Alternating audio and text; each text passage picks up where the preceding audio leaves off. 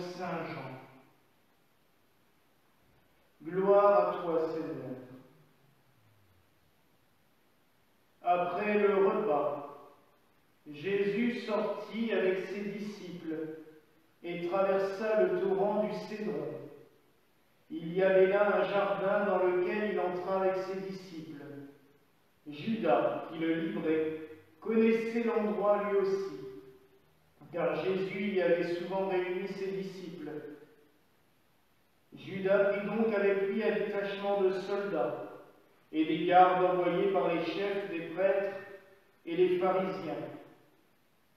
Ils avaient des lanternes, des torches et des armes. Alors Jésus, sachant tout ce qui allait lui arriver, s'avança et dit: Qui cherchez-vous? Jésus le Nazaréen. C'est moi. Judas, qui le livrait, était au milieu d'eux. Quand Jésus leur répondit: C'est moi, ils reculèrent et ils tombèrent par terre. Il leur demanda de nouveau: Qui cherchez-vous? Jésus le Nazaréen. Je vous l'ai dit, c'est moi. Si c'est bien moi que vous cherchez, cela, laissez-les partir. Ainsi s'accomplissait la parole qu'il avait dite: Je n'ai perdu aucun de ceux que tu m'as donnés. Alors Simon-Pierre, qui avait une épée, la tira du fourreau. Il frappa le serviteur du grand prêtre et lui coupa l'oreille droite. Le nom de ce serviteur était Malchus. Remets ton épée au fourreau. Est-ce que je vais refuser la coupe que le Père m'a donnée à boire? Alors les soldats, le commandant et les gardes juifs se saisissent de Jésus et l'enchaînent. Ils l'emmenèrent d'abord chez Anne, beau-père de Caïphe, le grand prêtre de cette année-là. C'est Caïphe qui avait donné aux Juifs cet avis: il vaut mieux qu'un seul homme meure pour tout le peuple. Simon-Pierre et un autre disciple suivaient Jésus. Comme ce disciple était connu du grand prêtre, il entra avec Jésus dans la cour de la maison du grand prêtre, mais Pierre était resté dehors, près de la porte. Alors l'autre disciple, celui qui était connu du grand prêtre, sortit, dit un mot à la jeune servante qui gardait la porte, et fit entrer Pierre. La servante dit alors à Pierre: N'es-tu pas toi aussi un des disciples de cet homme? Non, je n'en suis pas, répondit-il. Les serviteurs et les gardes étaient là. Comme il faisait froid, ils avaient allumé un feu pour se réchauffer. Pierre était avec eux et se chauffait lui aussi. Et le grand prêtre questionnait Jésus sur ses disciples et sur sa doctrine. Jésus lui répondit: J'ai parlé au monde ouvertement. J'ai toujours enseigné dans la synagogue et dans le temple, là où tous les Juifs se réunissent. Et je n'ai jamais parlé en cachette. Pourquoi me questionnes-tu?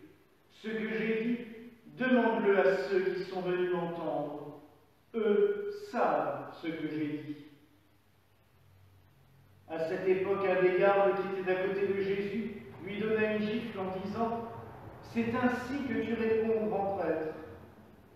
Si j'ai mal parlé, montre ce que j'ai dit. Mais si j'ai bien parlé, pourquoi me frappes-tu? Anne l'envoya toujours enchaîné au grand prêtre Caïphe. Simon-Pierre était donc en train de se chauffer. On lui dit: N'es-tu pas aussi un disciple de cet homme? Il répondit encore: Non, je n'en suis pas. Un des serviteurs du grand prêtre, parent de celui à qui Pierre avait coupé l'oreille, insista: Est-ce que je ne t'ai pas vu moi-même dans le jardin avec lui? Encore une fois, Pierre nia. À l'instant, le coq chanta. Alors on emmène Jésus de chez Caïphe au palais du gouverneur. C'était le matin. Les Juifs n'entrèrent pas eux-mêmes dans le palais, car ils voulaient éviter une souillure qui les aurait empêchés de manger l'agneau pascal. Pilate vint au dehors pour leur parler. Quelle accusation portez-vous contre cet homme?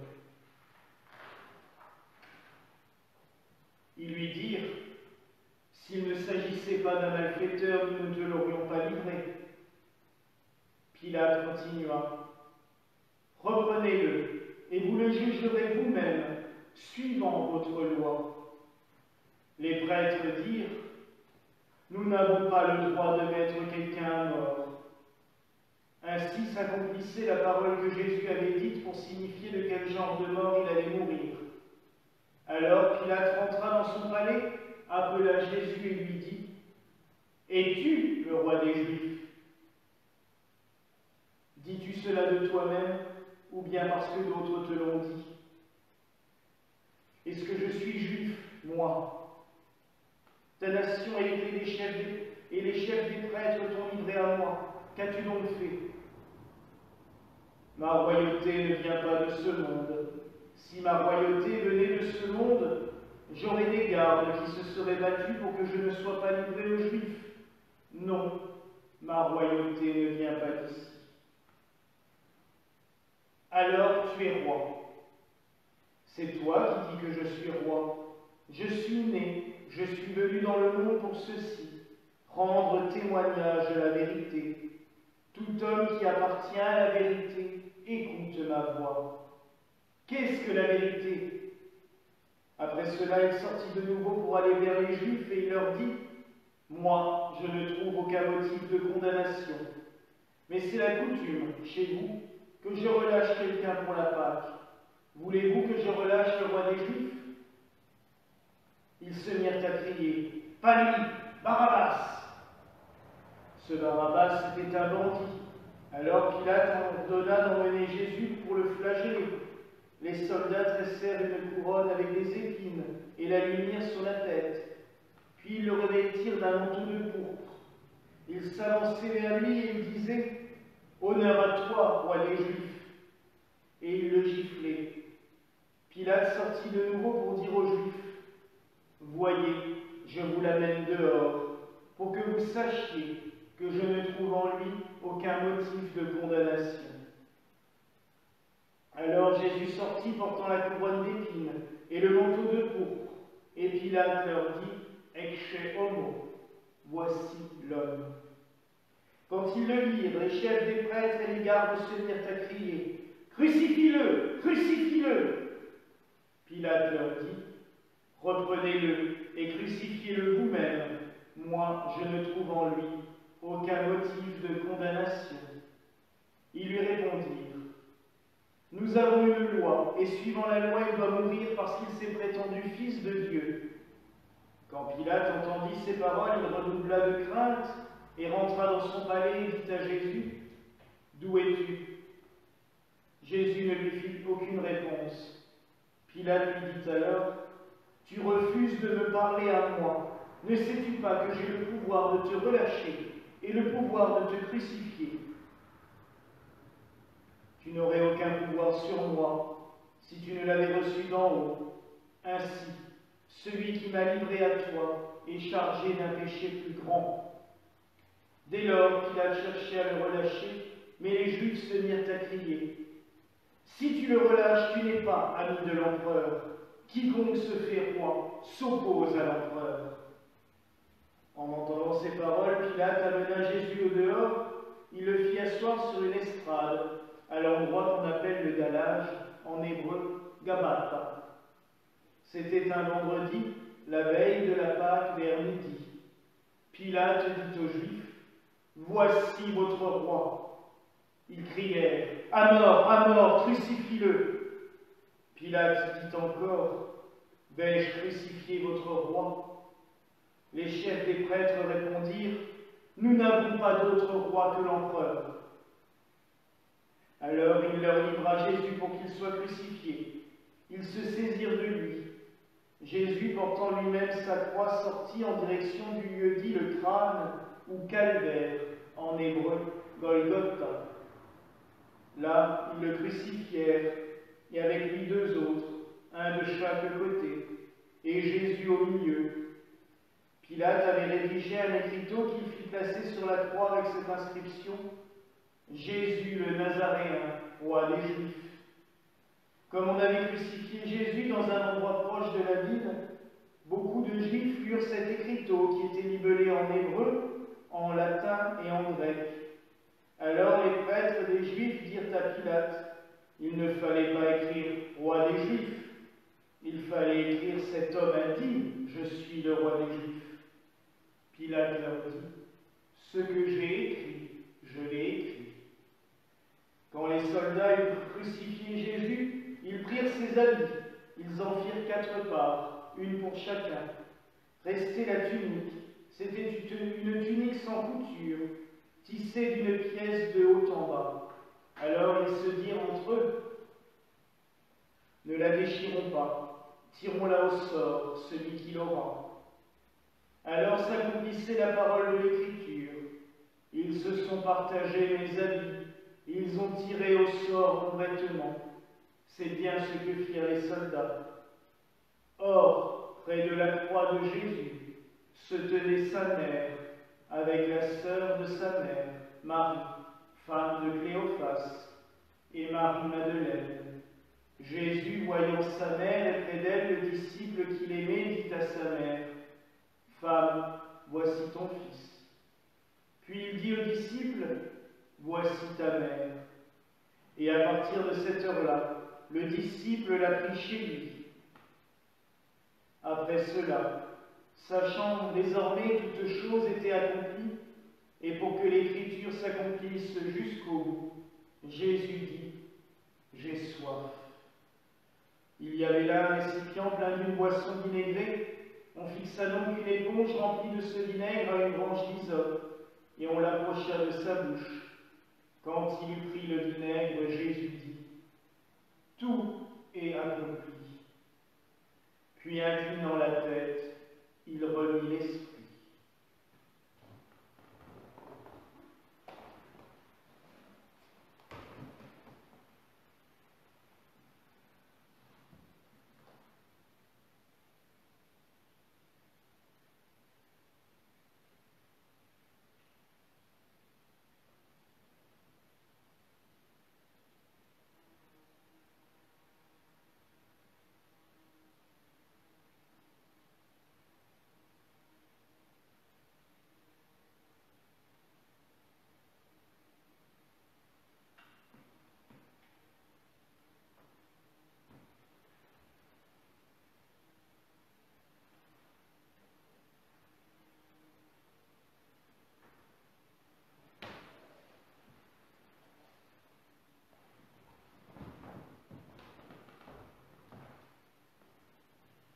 Comme c'était le vendredi, il ne fallait pas laisser les corps en croix durant le Shabbat, d'autant plus que ce Shabbat était le plus grand jour de la Pâque.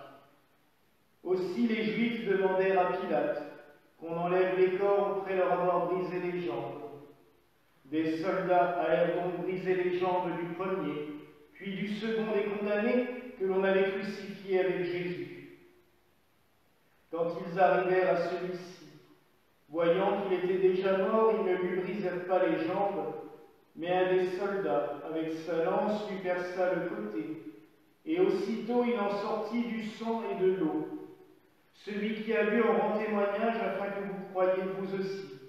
Son témoignage est véridique, et le Seigneur sait qu'il dit vrai. Tout cela est arrivé afin que cette parole de l'Écriture s'accomplisse. Aucun de ces os ne sera brisé. Et un autre passage dit encore, ils lèveront les yeux vers celui qu'ils ont transpercé. Au nom du Père, du Fils et du Saint-Esprit. Amen. Mes frères et sœurs, il n'y a pas de grandes paroles à dire après la lecture de la Passion. D'ailleurs, vous l'aurez remarqué, notre liturgie gallicane n'a gardé que cette seule lecture dès le début de l'office, à 15 heures. Après le silence et la prosternation du clergé, nous entamons directement cette lecture. Il n'y a pas d'autre texte à lire en ce jour, à part ce récit déchirant. Ce récit déchirant où Jésus nous dit, Il le dit à Pilate, mais il nous le dit à nous aussi. Je suis venu pour rendre témoignage à la vérité. Il n'y a pas 10 minutes, je lisais encore pour la 100e fois le commentaire de quelqu'un sur une publication. On nous aurait menti. Le leitmotiv habituel, actuel des temps de crise, on nous a menti, on ne nous dit pas tout, on nous a caché. Mais quand il s'agit de se tourner vers la vérité, vers celui qui est la vérité, notre Seigneur Jésus-Christ, celui qui peut nous aider à comprendre toutes choses, celui qui peut nous éclairer et nous faire choisir justement entre le bon grain et l'ivraie de chaque chose, là, il n'y a plus grand monde. En ce jour du vendredi saint, nous devrions être en totale admiration et en totale adoration pour celui qui est mort pour nous. Cela dérange des fois certaines personnes que l'on dise il est mort pour nous. Même des prêtres, même des pasteurs n'aiment pas dire cela ou l'entendre. Oui, il est mort pour nous. Cela ne fait pas de nous des coupables. Cela ne nous pousse pas à nous culpabiliser du matin au soir. Ce n'est pas ce qu'il veut. Et d'ailleurs, si dans notre liturgie gallicane, le Christ est présent sur la croix de l'autel que pendant le temps de la Passion, pas le reste de l'année, c'est bien parce que justement, cette mort n'est qu'une porte d'entrée dans la vie. Nous célébrons la mort du Christ, oui, sans aucun doute. L'Église est en deuil, il n'y a plus de décor, le prêtre est en noir, tout cela est le deuil, c'est clair. Mais dans quelques instants, nous allons prier les grandes oraisons, ces prières annuelles où le prêtre prie au nom de la communauté tout entière pour toute l'humanité.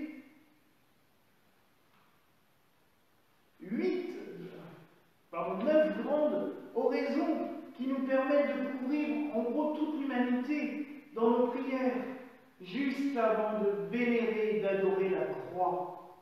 La croix.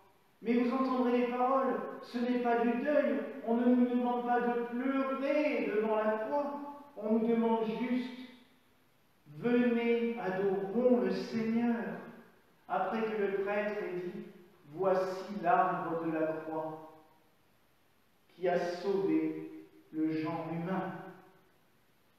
Alors, mes frères et sœurs, en ce jour, adorons et contemplons celui qui est mort sur la croix pour nous. Il n'est pas mort d'une manière définitive, puisqu'il est mort pour nous amener à la vie, pour descendre aux enfers pour nous. C'est ce que nous méditerons au tombeau demain. Il va descendre aux enfers pour nous ramener à la vie, et dans la nuit de Pâques, faire jaillir la lumière dans les ténèbres. Oui, adorons, vénérons, contemplons celui qui est la vérité et la vie. Voilà la grâce que je vous souhaite en ce vendredi saint, mes frères et sœurs, au nom du Père, du Fils et du Saint-Esprit. Amen.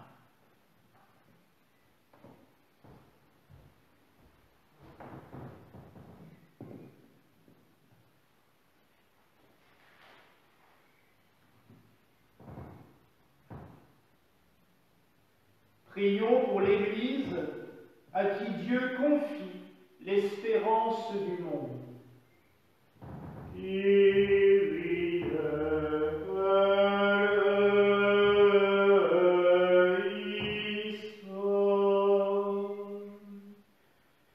Dieu de l'Alliance, affermis la loi de ton Église pour qu'elle annonce la foi de ton Église, pour qu'elle annonce au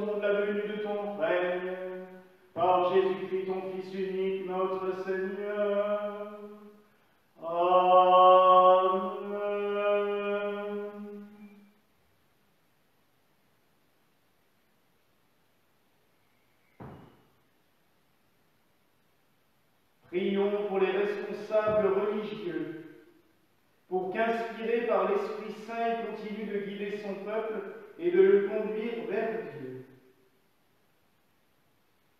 Kyrie eleison.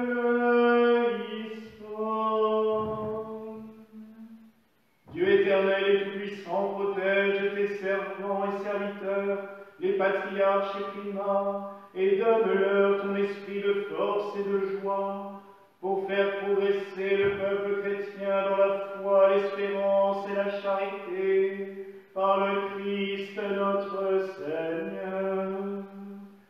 Amen.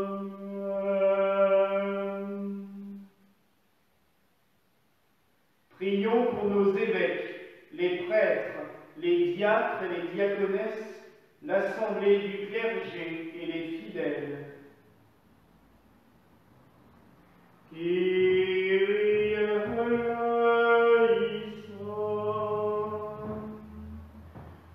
Dieu éternel et tout-puissant, donne à ceux qui se mettent au service de leurs frères, pasteurs et fidèles, de travailler ensemble pour que ton Église soit le témoin de ton amour pour tous les hommes et femmes, par Jésus le Christ, notre Seigneur.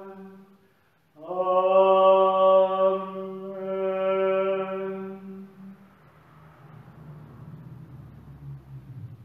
Prions pour ceux qui portent le nom de chrétiens et qui appartiennent à d'autres églises que la nôtre. Prions pour tous ceux qui désirent marcher à la suite du Christ. Kyrie eleison. Dieu éternel et tout-puissant, qui a envoyé ton Fils pour rassembler ceux qui étaient dispersés, accorde aux chrétiens la grâce de dialoguer avec un cœur pur et de se laisser guider vers l'unité par ta seule volonté, par Jésus le Christ, notre Seigneur. Amen.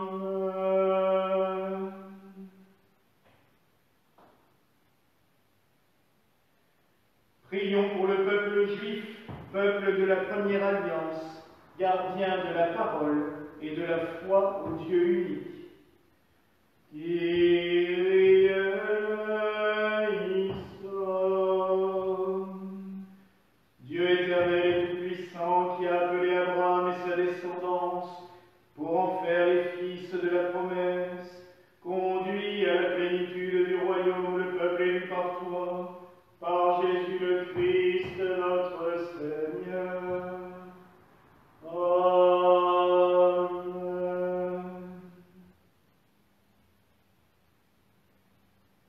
Prions pour les croyants des autres religions, en qui l'Esprit de Dieu est à l'œuvre, pour leur faire découvrir le chemin qui mène à toi. Kyrie eleison. Dieu éternel et tout-puissant, donne à tous les cœurs sincères de poursuivre leur recherche de la vérité dans la droiture, afin que nous parvenions ensemble à la vie éternelle, par Jésus le Christ, notre Seigneur. Amen.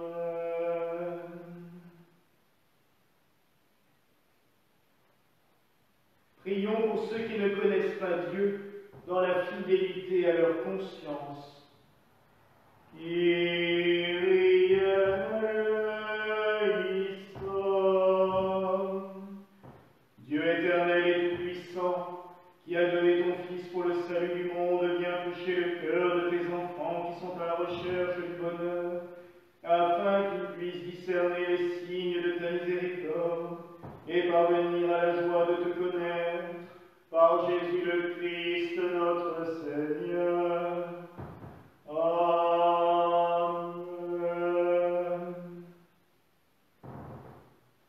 Prions pour les chefs d'État, les dirigeants politiques et ceux qui détiennent des responsabilités dans les organismes internationaux. Nous te prions aussi, Seigneur, en ce temps de pandémie, pour que tu éclaires tous les gouvernants de par le monde, afin qu'ils prennent les bonnes décisions pour le salut du peuple et de l'humanité. Kyrie eleison. Dieu éternel et tout-puissant, viens en aide à celles et ceux qui exercent le pouvoir. Donne-leur ton esprit de sagesse et de conseil, afin qu'ils s'emploient à promouvoir la paix, la justice, la santé et le respect de l'environnement, par Jésus le Christ, notre Seigneur. Amen.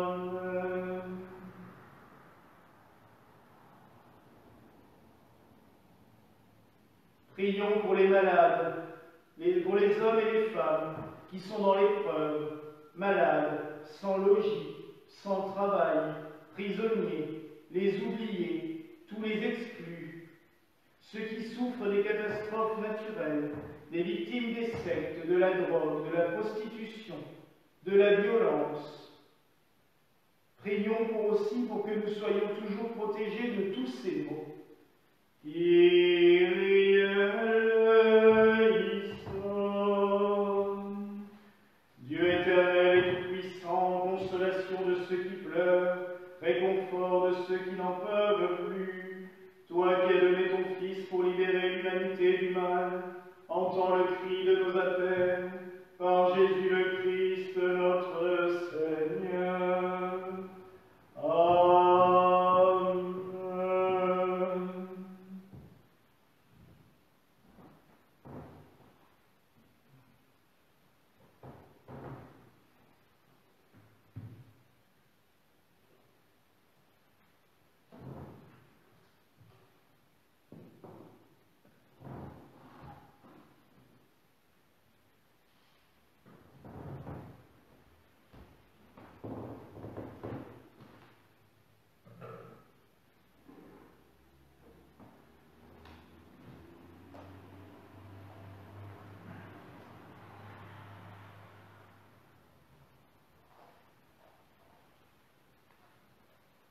Voici l'arbre de la croix du Christ notre Sauveur, sur laquelle est suspendu le salut du monde. Que toute la terre s'avance. Venez, adorons le Seigneur, qui sauve le monde par sa croix. Voici l'arbre de la croix du Christ notre Sauveur, sur laquelle est suspendu le salut du monde. Que toute la terre s'avance. Venez, adorons le Seigneur, qui sauve le monde par sa croix.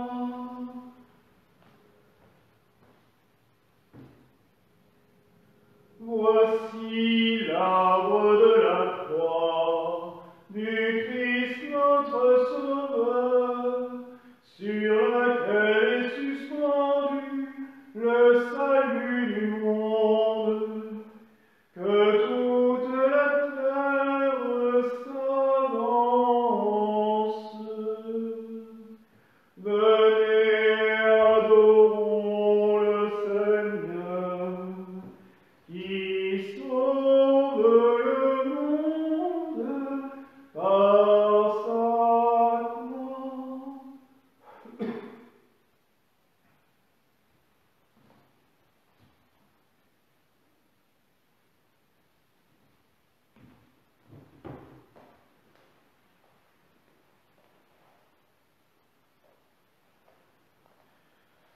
Adios, oh Deus, adios, istios, adios, asanatos, eleison.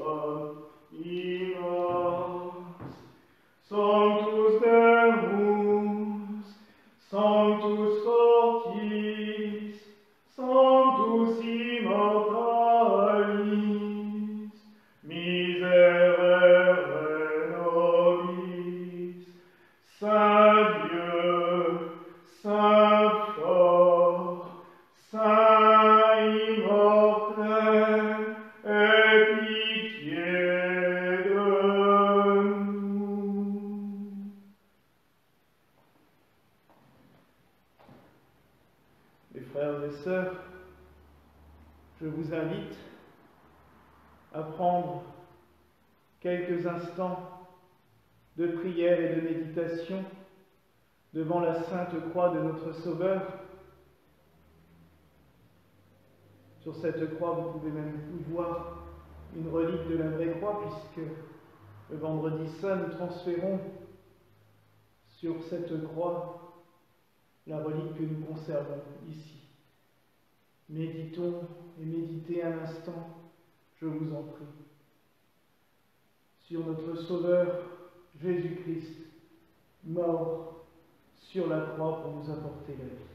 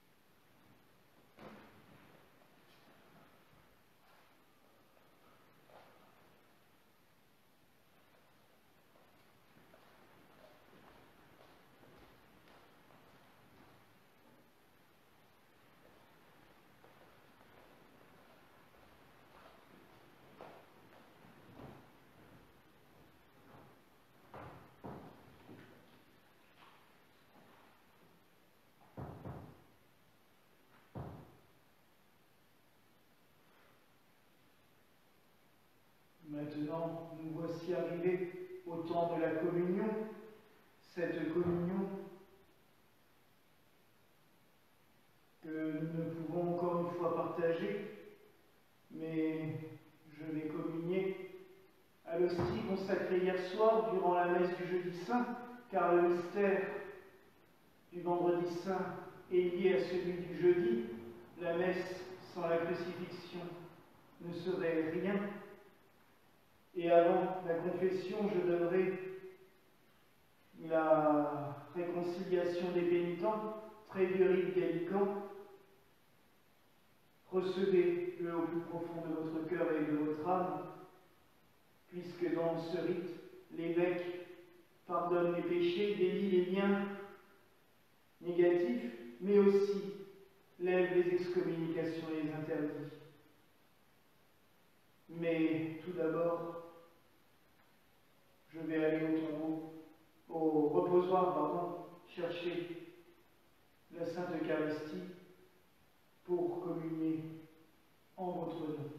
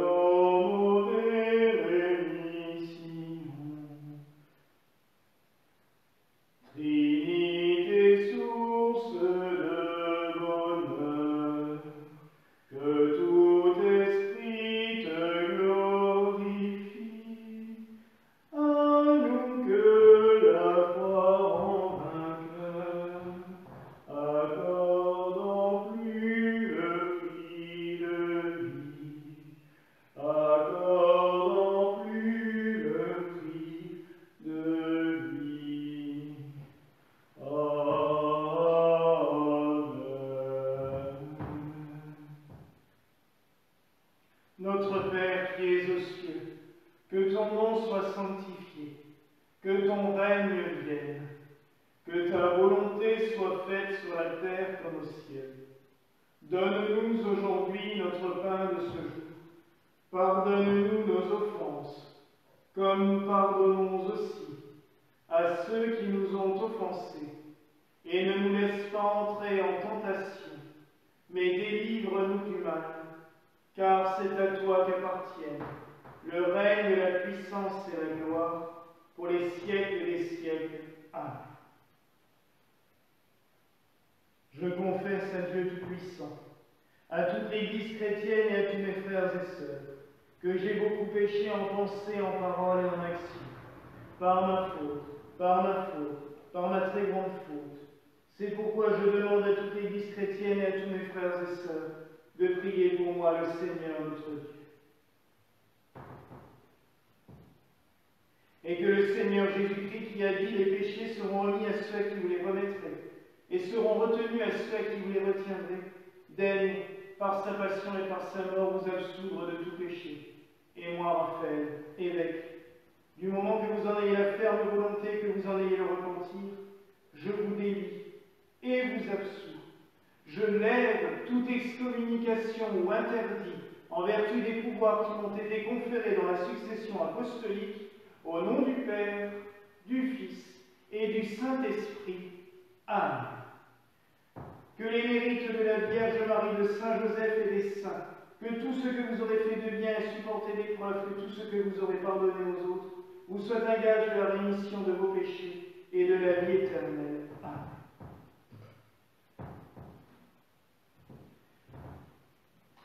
Seigneur Jésus-Christ, qui a donné la vie au monde en mourant pour lui, accorde-nous par la communion à ton corps et à ton sang la force de l'Esprit Saint, l'affermissement de la foi, l'espérance de la vie éternelle, et ne permets pas que nous soyons jamais séparés de toi. Avant de prendre le corps céleste, invoquons le nom du Seigneur Jésus-Christ. Seigneur, je ne suis pas digne que tu entres dans ma demeure, mais dis seulement une parole et mon âme sera guérie. Seigneur, je ne suis pas digne que tu entres dans ma demeure, mais dis seulement une parole et mon âme sera guérie. Seigneur, je ne suis pas digne que tu entres dans ma demeure, mais dis seulement une parole et mon âme sera guérie.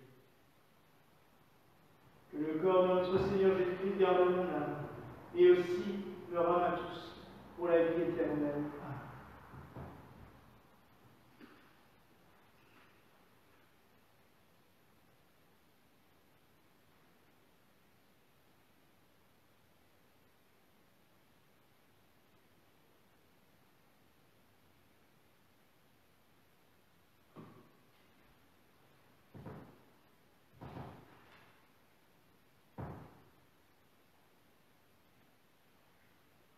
Ayant reçu le corps et le sang précieux du Christ, rendons grâce à celui qui nous a rendus dignes de participer à ces saints mystères. Béni soit le nom du Seigneur Jésus-Christ dans les siècles des siècles. Amen.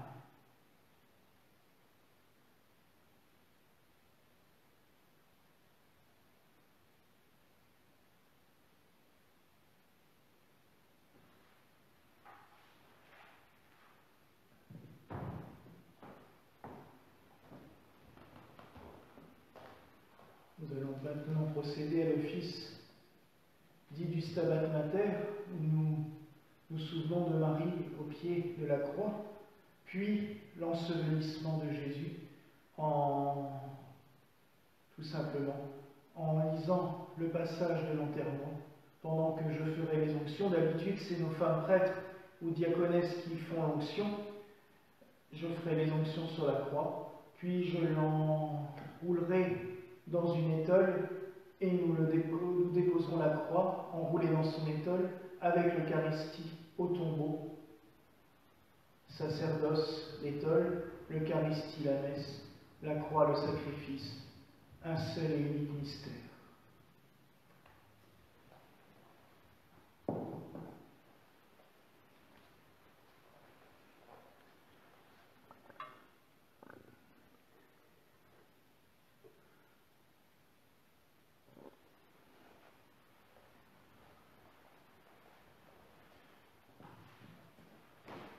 Debout la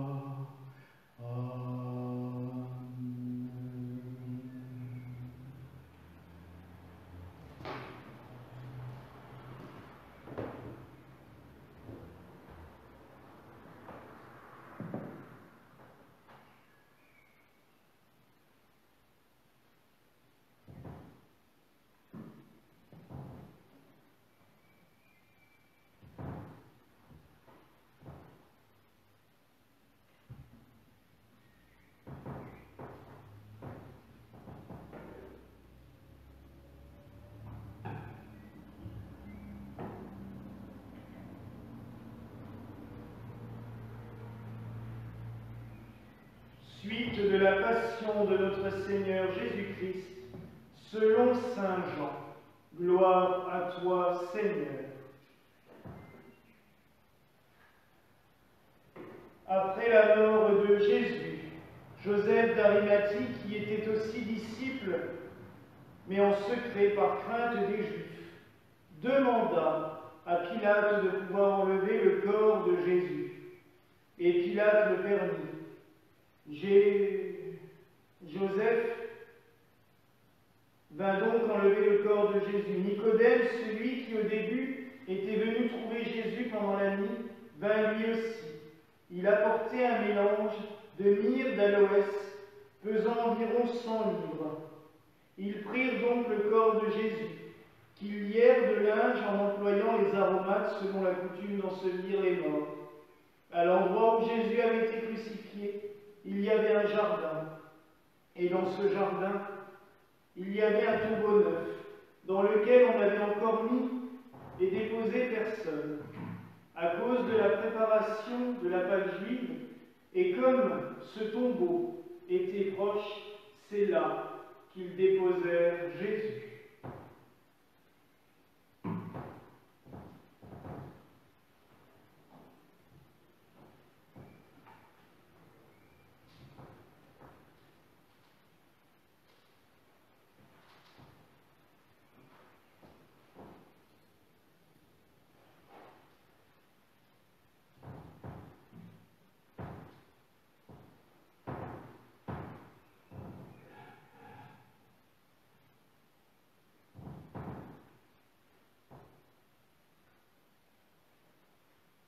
Le noble Joseph d'Arimathie descendit du bois ton corps trépu, l'enveloppa d'un linceul immaculé, et le déposa couvert d'aromates